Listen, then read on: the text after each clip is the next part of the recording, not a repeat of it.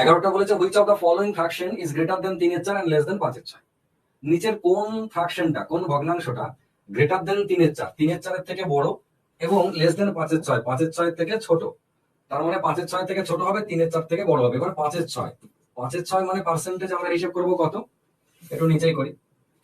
5/6 এটা হচ্ছে পার্সেন্টেজে কত, আমরা যদি এখন গোটা গোটা হিসেব করি, 5/6 মানে 6 স্ল্যাবের 5 গুণ, মানে 1/6 5 গুণ। 1/6 মানে কত, 16×2=3। 16×2=3 যদি হয় তাহলে 5×16 85 প্লাস এটা তো হবে। আর এদিকে 5/6 আর ওদিকে 3/4, 3/4 থেকে বড়। 3/4 মানে আমরা এখানে লিখছি 3/4 মানে 1/4 3 গুণ, 1/4 মানে 25, 3 25 75। এটা পিওর। তাহলে রেজাল্টটা এর থেকে কোথাও এইদিকে থাকবে, নাইলে এর থেকে কোথাও এদিকে থাকবে। এই হচ্ছে আমাদের অপশন। 5/6 থেকে ছোট তার মানে 85% থেকে ছোট, 3/4 থেকে বড় মানে 75 থেকে বড়। তার মানে 75 আর 85 মাঝে কি আছে, এটা আমাদের একটু চেক করতে হবে। এবার আমরা এদের মধ্যে অপশন দেখবো, আপনারা নিজেরাই বলুন, চেক করে নিজেরাই বলুন।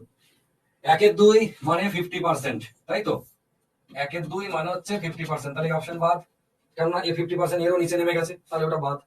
2/3, 2/3 মানে 66.66%, তাহলে এটাও বাদ, ও ওর থেকে নিচে নেমে গেছে 3/4 থেকে। 4/5, 4/5 মানে হচ্ছে 80%, তাহলে এটাই একমাত্র উত্তর। 4/5 মানে কোনটা, এদের ভিতরে কোথাও আছে, তার মানে এটা হচ্ছে উত্তর। আর 9-10টা একবার চেক করে নি, 9-10 মানে 90%, তাহলে এও বাদ। এই যে ব্যাপারটা, মানে যদি আপনি এই ফ্র্যাকশনের সঙ্গে পার্সেন্টেজের যে রিলেশনটা, এটা খুব ভালোভাবে রপ্ত করতে পারেন, তাহলে এইরকম যে অঙ্কগুলো থাকবে এ তো নিমেষেই চোখের দেখার আগেই হয়ে যাওয়ার কথা, তাই না?